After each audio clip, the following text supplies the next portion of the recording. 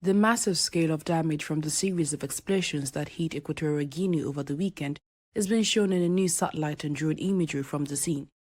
The blast on Sunday killed at least 98 people and injured over 600 according to the government, and started with a fire at Nkwatome military base in the port city of Bata.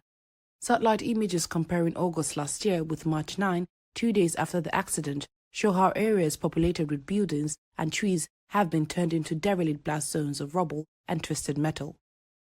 Bata is Equatorial Guinea's largest city, an economic hub with a population of just over 250,000.